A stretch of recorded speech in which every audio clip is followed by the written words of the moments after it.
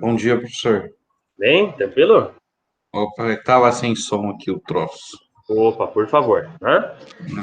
Pessoal, então sejam bem-vindos aí, o Wilson e o Cleiton, nossa live. A gente hoje vai começar a falar um assunto que a gente começou a tratar na semana passada, sobre os eumintos intestinais, né? Eu vou só, se o Cleiton puder colocar no mudo, por favor, para a gente poder não ter a microfonia. Isso, obrigado. Então, a gente agora vai começar a falar um pouquinho sobre as eumintias intestinais, certo, pessoal? A gente vai começar agora a tratar um grupo diferente de parasitos. A gente estava lá no primeiro bimestre só falando de protozoários, aqueles parasitos microscópicos, né? E a partir de hoje, então, a gente vai começar a falar um pouco sobre os outros tipos de parasitos. Eles têm algumas características bem diferentes, na verdade, né? A gente começou a abordar esse assunto aqui na semana passada, mas hoje eu vou repetir um pouco parte do começo para a gente avançar nesse conteúdo. Então agora eu vou disponibilizar os slides para a gente começar, né? Daí agora a gente começa um assunto chamado eumintologia. O que é eumintologia? A gente teve desde a antiguidade o estudo de seres que não eram microscópicos, o estudo de parasitos que a gente conseguiu observar olho nu. Então, desde o Egito, desde a Roma Antiga, a gente tinha médicos, ou seja lá o profissional que cuidava da saúde das pessoas, eles observavam no corpo e até mesmo nas fezes das pessoas, de pessoas que estavam doentes, por exemplo, fracas, a presença desses vermes. Né? O que são vermes? São animais invertebrados que são cilíndricos, são compridos, né? Verme, ele não tem muito uma tradução no português para a gente, né? Verme e eumito, eles são sinônimos. Mas a gente sempre considera a palavra verme algo repugnante. Então, verme é uma coisa pavorosa, repugnante, nojenta, né? E com o passar do tempo, a gente acabou classificando todos os parasitos que são cilíndricos como eumintos, ou como vermes. Né? Aqui nessa foto, a gente tem uma presença de diferentes espécies de eumintos. Então, tem a letra A, a letra B, a letra F. Você pode observar que, no geral, eles têm um corpo mais alongado, certo? Mas você consegue ver diferença também. Então, por exemplo, a gente tem aqui os primeiros, tem uma cabeça que tem a presença desses poros.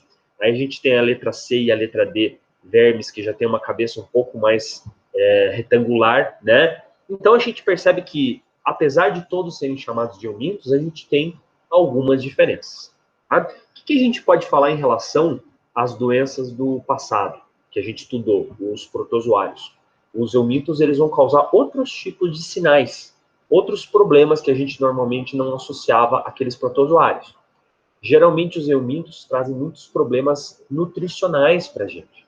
Então, por exemplo, é comum você ver hoje países subdesenvolvidos, países pobres, por exemplo, um grande número de pessoas, principalmente criancinhas, que sofrem de doenças causadas por vermes. Né? Você pode parar para pensar assim, professor, mas será que essas doenças são comuns ainda? A gente tem mais de 500 mil de pessoas só na América Latina com doenças causadas por vermes. Então, meio milhão não, desculpa, 500 milhões de pessoas, não meio milhão, 500 milhões de pessoas. Então, a gente está falando de um número surpreendente. Né? Se você somar todos os países aqui do nosso continente, isso é um número muito assustador. 500 milhões de pessoas com esse problema. Se você soma daí os outros continentes, então Europa, África, Ásia, esse número pode chegar a uma situação maior ainda, certo? Aqui a gente tem nessa tabela aqui, alguns dos sinais que esses eumintos podem causar na nossa saúde. A maior parte desses eumintos vai ter um comprometimento e envolvimento do sistema imune, né? E eles vão acabar obstruindo o nosso intestino, dependendo da quantidade de vermes que a gente tem, e causando muitos problemas. A gente pode ver o primeiro parasita ali, o Ascaris, que a gente vai comentar hoje, inclusive, né? Se uma pessoa tem uma quantidade muito grande desses vermes, ele vai causar o que a gente chama de obstrução mecânica. O que é isso? Ele vai entupir as alças intestinais. A pessoa não vai conseguir nem passar alimento, nem fezes, gases, nutrientes. Então, existe um comprometimento sério. A pessoa ela pode até ter rompimento de alças intestinais, ruptura, o que leva a pessoa a uma morte em poucos momentos, né? Algo muito letal. A gente também tem outros grandes problemas, como, por exemplo, a filariose, que são vermes bem pequenininhos que podem entupir os vasos linfáticos que a gente tem, né? Uma pessoa... Ô, professor, Oi. desculpa interromper, a Josi está tentando entrar. Ah, deixa eu verificar aqui. Será que ela conseguiu agora? Mandou mensagem aqui. Por favor, vamos tentar agora aqui, ó. Quando tem a apresentação de slide, eu acho que fica difícil, mas eu acho que agora vai conseguir. Deixa eu mandar mensagem aqui. Por favor, se você puder, estou com o meu celular longe.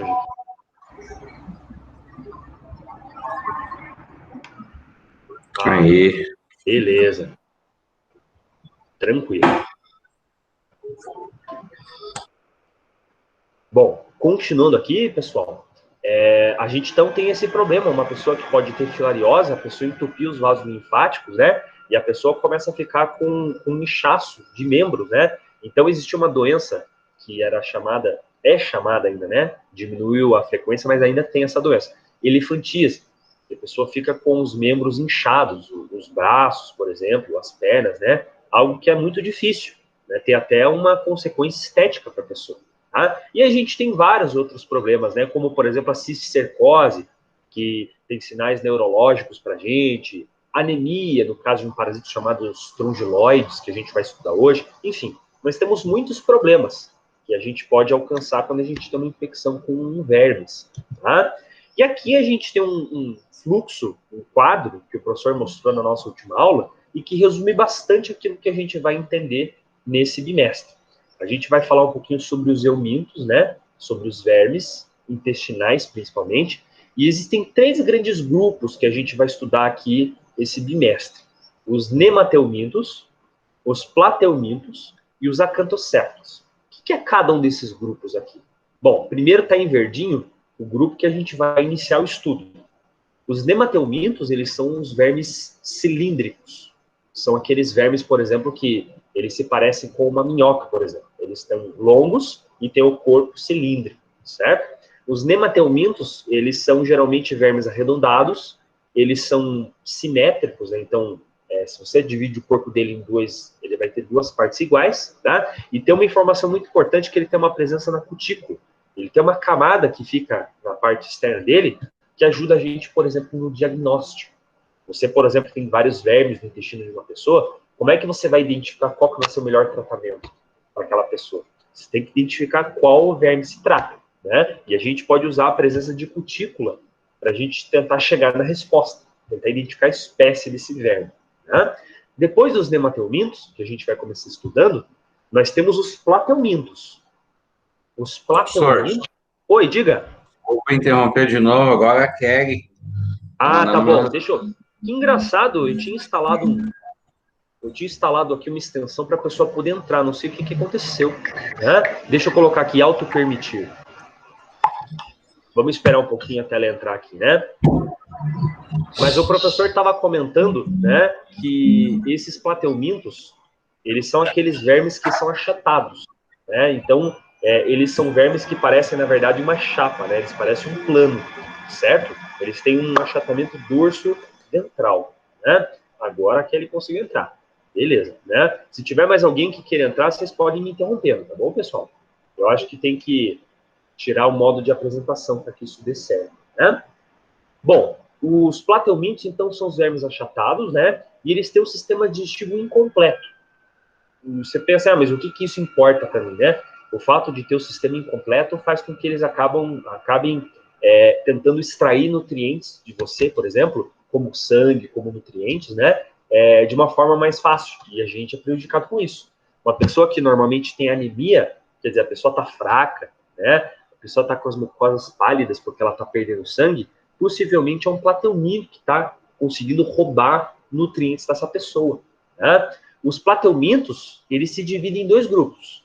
Eles têm os trematodas e os cestodas. Os cestodas vocês já ouviram falar. Todo mundo aqui já ouviu falar de uma doença chamada solitária, né? Que é a tênia, que você adquire comendo carne, por exemplo, crua, carne contaminada de suíno, ou, por exemplo, de bovino, né? Essas carnes, o animal acabou adquirindo esse parasito, né? E você vai acabar adquirindo um parasito muito longo no teu intestino, que vai ficar espoliando teus nutrientes, sangue e ter os nutrientes. E isso vai te enfraquecer com certeza. Muitas criancinhas na África que têm essas verminoses acabam morrendo de inanição, ou seja, elas ficam tão magrinhas, tão fracas, chega uma hora que o corpo para de funcionar, começa a ter falência dos órgãos, né? Algo que é muito sério. A gente para pensar assim, a pessoa está com verminose, né? É fácil de tratar. Não, não é fácil, é difícil, né? E a gente tem também, no finalzinho do nosso bimestre, a gente vai estudar os acantocéfalos. Os acantocéfalos são aqueles que têm cabeças com ganchos. Ele vai utilizar os ganchos para se fixar nas mucosas, né? Esses parasitas, eles acabam causando inflamação e dor pela presença desses ganchos, né? Bom, desse mapa todo que o professor está falando, nós vamos começar pelo que está em verde. A gente vai começar a estudar os nematelmintos, ou seja, os vermes achatados. O professor agora vai relembrar um pouquinho uma doença que a gente estudou na semana passada. Aproveitando que agora tem mais pessoas aqui na nossa live, né? A gente vai falar um pouquinho sobre essa doença. O Ascaris lumbricoides, ele é um dos parasitas mais comuns que a gente tem no mundo, no Brasil, por exemplo, né? Nós temos aqui, já tivemos, se você contabilizar todo mundo, já milhões de pessoas que foram infectadas pelo Ascaris, né? E o Ascaris, ele tem esse formato, você pode observar. Primeiro, ele pode ser um verme cilíndrico longo, olha que ele da foto, por exemplo, tem 8 centímetros, né? O Ascaris, ele tem as duas formas sexuais. Então, ele tem a forma de macho e a forma de fêmea. Esses parasitos, eles vão se multiplicar no nosso intestino. Então, são vermes intestinais. Tá? Imagine um verme desse tamanho, o que ele pode fazer com você? Mas mais importante que isso, né? No teu intestino, geralmente você pode ter um número grande dessas larvas. Né? Então, imagine o dano que isso pode acarretar, certo? Esse ciclo de vida aqui é bem complexo, na verdade, né? A gente pode observar que a gente tem as duas formas, o macho, que é a forma menor, né, aquela forma arredondada da esquerda, e a gente tem a fêmea, certo? Que é essa forma um pouco maior.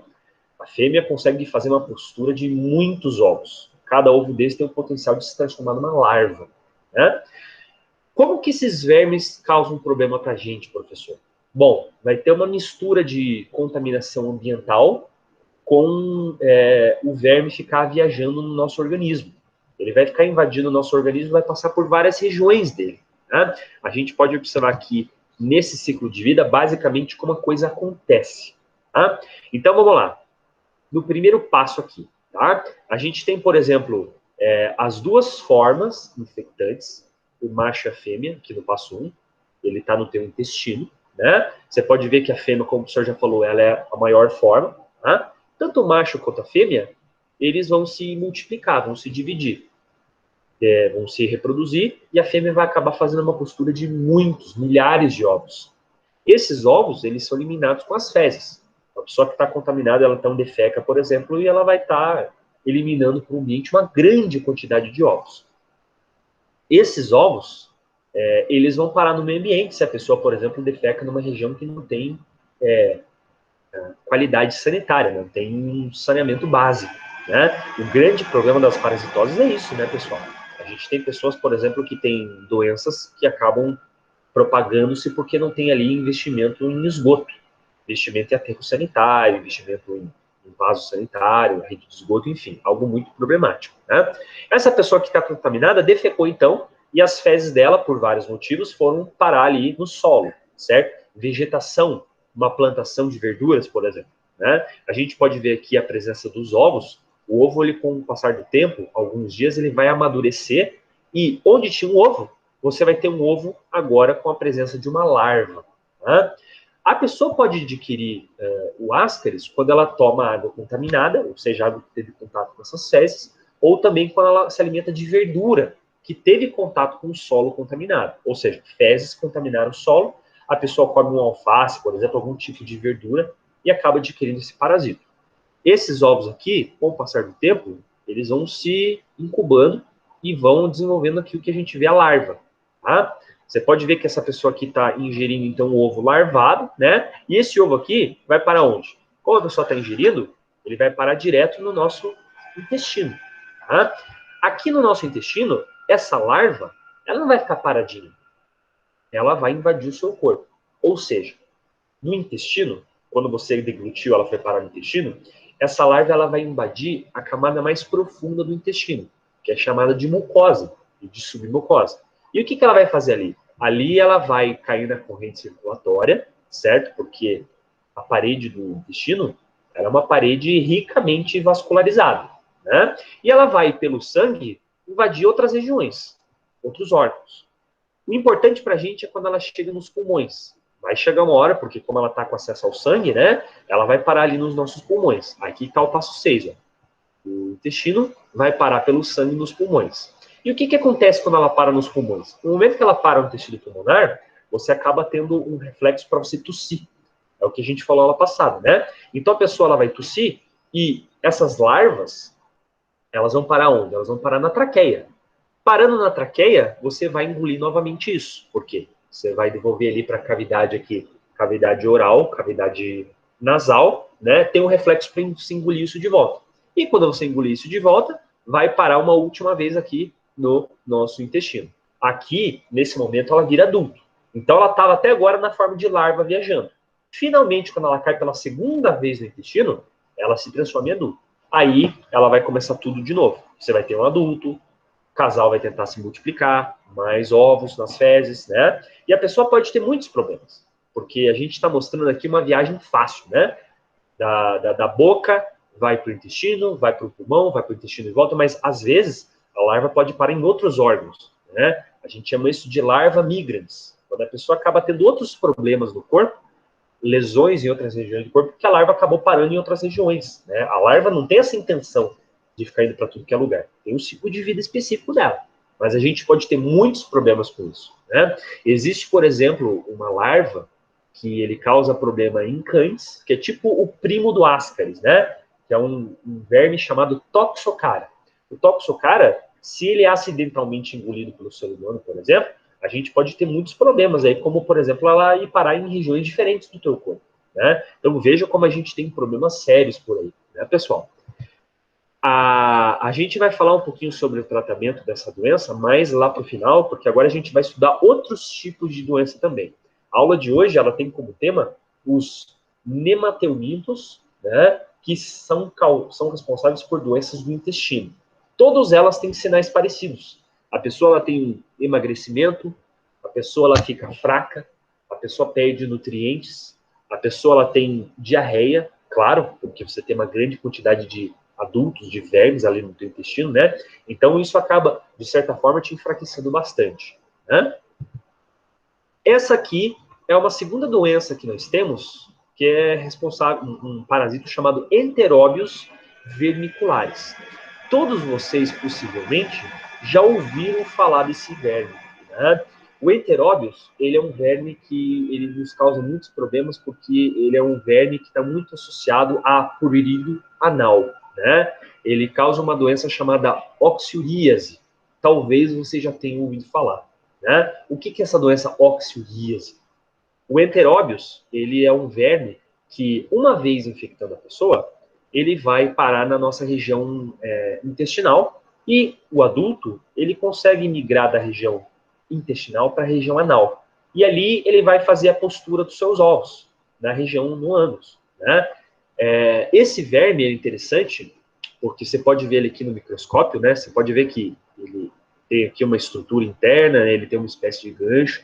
E você pode ver que aqui, usando a régua, ele é pequenininho, na verdade, né? Mas é um verme, por exemplo, que, estando no nosso intestino, ele consegue fazer a migração do intestino para a região ao redor do ânus. E ali ele vai causar uma coceira, uma irritação muito forte na pessoa. Tá? No passado, a gente fez um estudo mostrando que o Enteróbios vermiculares ele é capaz de causar doença em milhões de pessoas. Né? O último censo que foi realizado mostrou que no mundo nós temos 200 milhões de pessoas com enteróbios vermiculares. Isso é uma grande quantidade de pessoas, pessoal. Uma quantidade absurda de pessoas. Né? 200 milhões no mundo é muita gente. Tá? E a gente pode observar aqui a presença desses ovos, eles têm uma característica, né? Eles têm uma forma um pouco achatada, que inclusive nos ajuda no diagnóstico, que a gente vai falar daqui a pouco. Né? Como que funciona o ciclo de vida desse parasito aqui? Né? A gente tem aqui a forma masculina e a feminina, né? Os adultos que se encontram no intestino da pessoa, e esses adultos aqui têm um grande problema. A fêmea, para fazer a postura dos ovos, como o professor falou, ela costuma migrar do intestino grosso para a porção mais distal, que é o ânus. Ao redor do ânus, ela costuma fazer a postura dos ovos, principalmente durante a noite. E a pessoa, essa postura, ela acaba, essa colocação desses ovos, né, acaba induzindo a pessoa a ter uma coceira muito intensa na região perianal, no ânus, né? E é uma coceira, por exemplo, que pode trazer muitas feridas para a pessoa. Mas tem um grande problema, né? A pessoa não fica só coçando a região anal. A pessoa, ela fica com as mãos contaminadas, porque ela coçou, né, aquela região que estava contaminada, cheia de ovos, e quando a pessoa ela coloca a mão na boca, o que isso acontece? Você vai perpetuar a doença. Essa é uma das doenças que tem a maior taxa de reinfecção, porque a pessoa, a todo momento que coce e não está se higienizando e está colocando a mão na boca, a pessoa está se reinfectando. E a tendência é que a pessoa possa ficar com sinais cada vez piores. Então veja que é uma doença de difícil tratamento. Por quê? Toda hora, a pessoa que não se higieniza, ela está perpetuando os sinais clínicos. Tem um problema muito sério também, que esses ovos, uma vez sendo eliminados, uma vez presentes na região do ânus, você vai contaminar objetos, como, por exemplo, a tua cama, os lençóis, a tua roupa, toalha que você usa no banho, né? Isso aí você tem um potencial de contaminar a família inteira. Muitos estudos mostram que uma pessoa que tem o enteróbios, tem oxalíase, ela geralmente passa para o resto da família. Porque no momento que você tem ali a roupa de cama, a roupa da pessoa, a toalha contaminada, você tem o potencial para passar para todo mundo essa doença. Né? Então é algo muito sério. Tá? Outro detalhe que a gente pode ver aqui no ciclo de vida é o seguinte: a gente tem então os adultos que moram no intestino grosso e a fêmea que toda hora está se deslocando para fazer a postura dos ovos. Esses ovos aqui, você pode ver que tem um formato bem característico ali que a gente vê no slide, né? Ele é um ovo mais comprido. Esse ovo aqui, em 6 horas ele já está maturo. Isso é um fator também que ajuda a pessoa a se contaminar. Em poucas horas ele já está pronto para causar doença em novas pessoas. A pessoa ela vai se auto-infectar porque ela coçou com a mão ou com alguma coisa, roupa, etc. E isso tendo contato com a boca, você perpetua o ciclo. Né? Quando uma pessoa vai fazer tratamento da oxuríase, toda a família também deve fazer o tratamento para você minimizar as chances que alguém continue contaminado. Tá? A oxuríase também pode causar, inclusive, alergia, porque essa coceira que ele dá na região do ânus, ela pode, inclusive, causar inflamações e incitar você a ter problemas alérgicos naquela região. Né? Então, uma coceira intensa com destruição e inflamação da região ao redor do ânus. Algumas mulheres que têm um sistema imune fraco, né, por algum motivo, elas também podem até estender essas lesões para a região vaginal. Então, você percebe como uma coisa bem complexa. Né, pessoal? Aqui a gente está mostrando um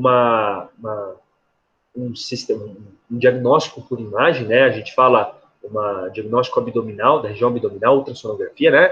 Você pode observar aqui que a gente tem a presença dessas partes um pouco mais... os riscos que a gente tem aqui translúcidos, né? Só que é a presença do verme no nosso sistema, né? Isso aqui normalmente não é feito dessa forma de diagnóstico, existe uma forma mais fácil de fazer o diagnóstico, que é através do teste da fita que a gente fala. O que é o teste da fita? Assim que a pessoa acorda, pega uma fita diagnóstico, uma fita que tem adesivo, né? E você vai grudar essa fita entre as pernas da pessoa. É uma forma de você, por exemplo, colar ali na região anal da pessoa, e você tira essa fita, porque você está querendo ali na mucosa anal retirar a presença de ovos que você tem. E essa fita você vai colar numa lamínula, para você olhar no microscópio. O que você tem que achar no microscópio? A presença desses ovos aqui que a gente está observando. Como o professor falou, é bem característico ter esse formato, o formato cristalino, né, e o formato mais alongado. Na eumentologia, no estudo dos vermes, pessoal, a gente utiliza principalmente o formato dos ovos, para a gente conseguir discernir qual tipo de parasito que a gente tem. Então, quando você se dá conta, por exemplo, de um ovo desse, que tem um ovo elíptico, que a gente fala, né, é quase certo que você tem um Enterobius vernicularis, né? Infelizmente, felizmente, a gente pode falar, né, no Brasil essa doença já foi mais comum. Agora ela já não é mais tão comum porque a gente tem um tratamento muito eficaz. Mas uma vez instalado na nossa casa, potencial grande de causar outros problemas. Né? E a terceira doença que a gente vai conversar hoje, talvez seja a doença que tem mais sinais clínicos das 3 eumintíases intestinais que a gente vai falar hoje. né? Essa doença se chama estrongiloidíase, né? E ela é causada pelos estrongiloides stercolares, né? Qual que é o problema desse parasito aqui dos estrongiloides? Primeiro, você pode ver a forma macho e fêmea, né? Você percebe a diferença, a fêmea é muito maior do que o macho, certo? Aqui existe um problema muito grande, porque é o seguinte, o professor estava falando até agora de doenças que você adquiria quando, vermes intestinais, né? Que você adquiria quando você se alimenta, você toma água, por exemplo, ou você coloca a mão na boca, né? Esse parasito aqui, ele não precisa ter contato com a boca, ele pode diretamente atravessar a tua pele para ter contato. Então, basta você ter contato com o solo contaminado, a tua pele nua, por exemplo, se pisar descalço, por exemplo, você ter contato com alguma região do corpo, esse parasito aqui já tem a capacidade de penetrar na sua pele, né? Algo que é bastante problemático para a gente, né? Outra coisa muito séria também é que os estrongiloides, que é esse parasito que é um pouco maior, ele tem a capacidade de causar muitas inflamações no teu corpo, destruição de tecido, porque ele tem uma boca especializada para cavar, né, para invadir o teu corpo, e ele também pode secretar substâncias que vão causar uma inflamação crônica séria. Tá? Então, isso pode ser vindo acompanhado de muita dor. Vamos olhar aqui como é que é o ciclo de vida dele, né? A gente tem aqui, por exemplo, fezes que estão contaminadas, né? Então, uma pessoa que estava contaminada aqui acabou defecando no meio ambiente por ter falta de esgoto, por ter falta de saneamento básico. Esses adultos aqui, que se encontram nas fezes, eles vão proliferar. Eles vão se reproduzir, acasalar, a fêmea vai fazer a postura dos ovos, né? E a larva, que é a forma infectante, está presente no solo. No momento que a pessoa pisa, aqui, por exemplo, não está com calçado, né? Isso, infelizmente, é muito comum em regiões subdesenvolvidas, a pessoa ficar o dia inteiro, por exemplo, sem uma roupa, né? Ter contato com o solo contaminado, o verme, ele vai conseguir penetrar do solo para o pé da pessoa. Né? Estando aqui no pé da pessoa, o que ele vai fazer? Ele vai fazer uma invasão principalmente para a região intestinal. No intestino, esse verme, ele consegue, como a gente já viu, ele consegue penetrar a pele, né? Ele vai conseguir penetrar a parede do nosso intestino, né? E ele vai conseguir invadir várias das nossas regiões. Aqui, por exemplo, a gente tem a presença do verme que estava no intestino, ele pode ir, por exemplo, para o sistema digestivo, pode ir para os pulmões. Como ele consegue, por exemplo, penetrar, ele vai ter essa grande capacidade, né? Aqui a gente pode ver a foto da parede intestinal. O adulto, ele fica na parede do intestino. Esse é um grande problema também. Você fala assim, tudo bem, professor. Você está falando, então, que esse verme ele vai ficar invadindo o meu corpo, né? Diferentes regiões do meu corpo, e que ele vai ficar no meu intestino. Como que eu vou fazer para diagnosticar esse verme aqui? Né? Esse verme, o problema é que você não pode simplesmente pegar as fezes e achar que vai ser fácil você descobrir se você tem os ovos dele. Por quê? A gente está vendo que, primeiro, os adultos vão multiplicar no solo, e segundo, a larva ela vai ficar na parede. Então não adianta nada você pegar as fezes para tentar diagnosticar. Ele fica numa parte mais profunda da parede intestinal. Então aqui você acaba tendo muitos problemas por isso. Uma larva que consegue penetrar várias regiões, uma larva que consegue ficar na parede do músculo do nosso intestino, né, a musculatura lisa, e depois disso você tem ali o contato pela pele, você não precisa nem ingerir isso com água contaminada. Então, os estrongiloides, ele tem muitas facilidades, né? E que tipo de doenças ele vai causar na gente, professor? Bom, os sinais clínicos são dor, emagrecimento, inflamação, por exemplo, de pulmão, inflamação de intestino, porque ele é capaz de penetrar na nossa região, né? E diarreia, porque você tem ali um parasito que está na parede do intestino e, portanto, ele deixa o intestino, as alças intestinais ficam muito irritadas, muito irritáveis, né? Ou seja, alta motilidade, muito movimento, né? Emagrecimento, como o professor já falou. Então, a gente está falando de doenças que são muito debilitantes, né, pessoal? Aqui a gente pode observar também um diagnóstico por imagem, né? Aqui a gente está fazendo uma endoscopia, está mostrando aqui uma cânula que a gente colocou na alça intestinal, né? E você pode observar aqui, ó, que você tem uma fatia do parasito, né? Então você pegou aqui o intestino da pessoa, você cortou uma fatia, você pode ver que o parasito está intocado, né? Numa camada profunda no nosso intestino. A mesma coisa pode ser vista aqui, né? Só que dessa vez o parasita está de frente. Então é difícil, porque o parasito invade e ele vai ficar na parede do intestino. não tem muito facilmente você conseguir diagnosticar ele com as fezes. Tá? Você pode perceber, então, que quando você fala de uma doença parasitária, muitas vezes depende dos sinais clínicos.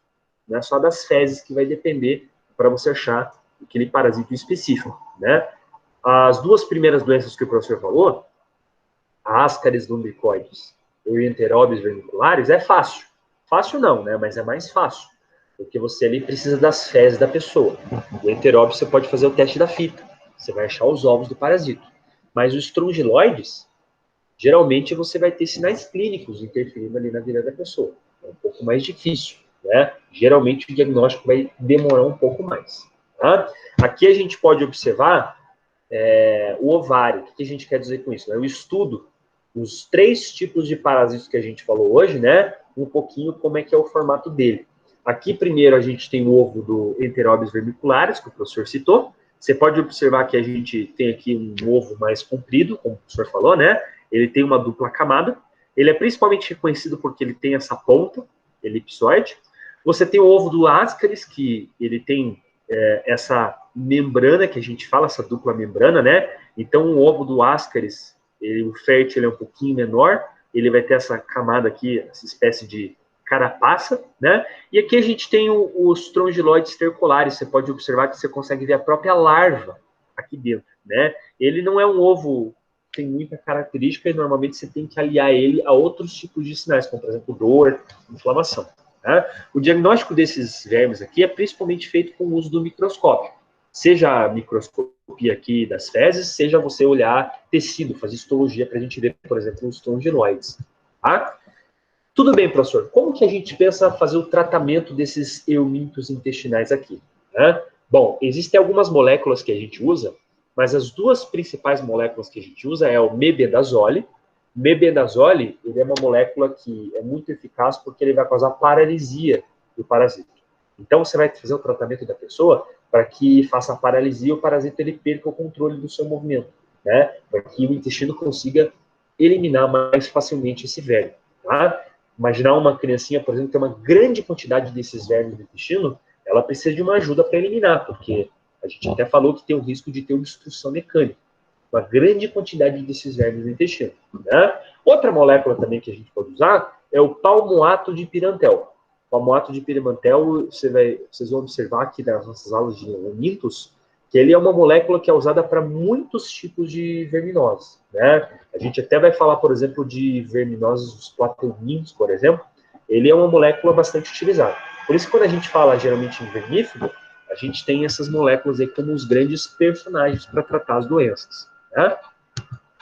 A gente vai agora, na parte final da nossa aula, falar sobre um estudo de caso, uma doença específica de nematóide intestinal. Tá? A gente estudou esses 3 parasitas aqui. Isso aqui é um caso clínico que a gente tirou de um hospital. Vamos entender mais ou menos como é que funciona. Tá? Um infante, ou seja, uma criança de 9 anos do sexo feminino. Ela foi ao hospital trazida por familiares. Né? Aí teve contato com o médico, né? E conversou um pouquinho para ver o que ela tinha. Há 2 dias, os pais notaram que a filha tem um prurido intenso. Então a filhinha de 9 anos estava coçando muito. Acharam que era na região da virilha. Né?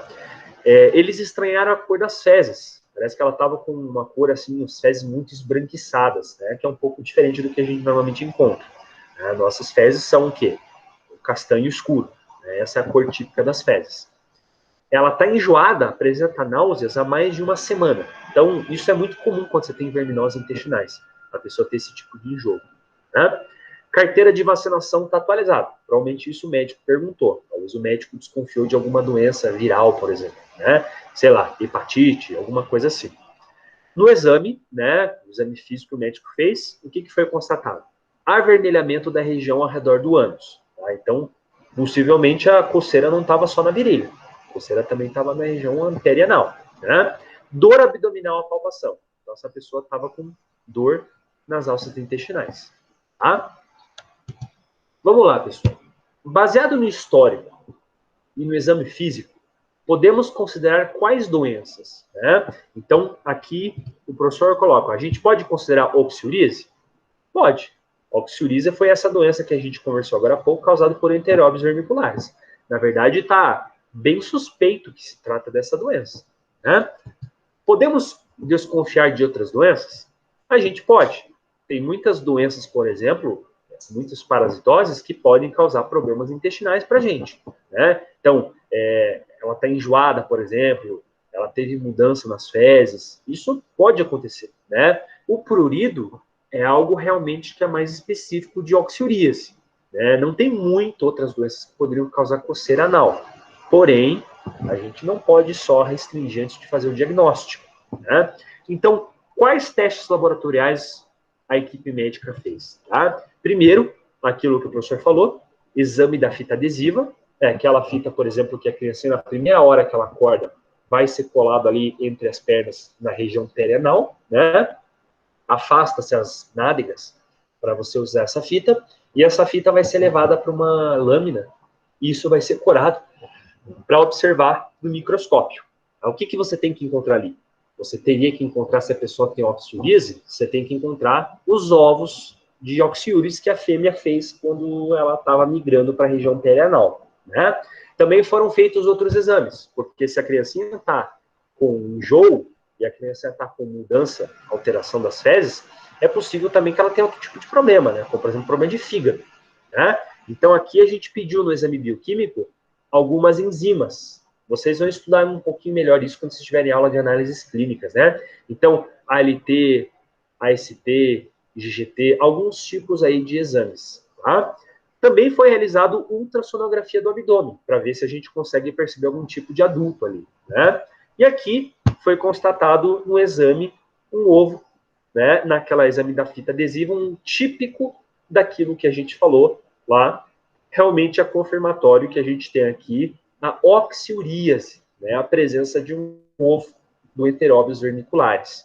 Na ultrassonografia abdominal não foi encontrado muita coisa, né? Mas isso já não tem mais muito problema. O fato de você ter encontrado ovos já é confirmativo de você ter, então, a oxiuríase. Essa pessoa, que essa criancinha aqui, foi feito o tratamento com ou palmoato de pirantel ou mebendazol. O mebendazol é interessante porque ele acaba servindo também para protozoários. Então é possível que tenha utilizado o mebendazol. Às vezes a criancinha pode ter talvez alguma outra parasitose intestinal causada por protozoário, né? Quando a gente fala de doenças causadas por vermes, é comum você ter muitas doenças, não só uma, né? E, geralmente a gente fala assim uma coisa bonitinha, né? Só uma doença. Não, pode ter muitas, tá? É uma coisa bastante complexa quando a gente fala de parasitose.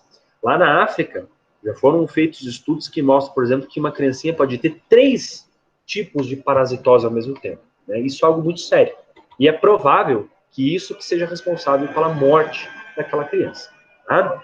Bom, pessoal, a gente tem muitas parasitoses para estudar, né? Mas a gente está falando aqui de parasitoses que têm ciclos de vida bem complexos. Então, o professor não quer confundir um pouco a gente passando muitas coisas numa aula.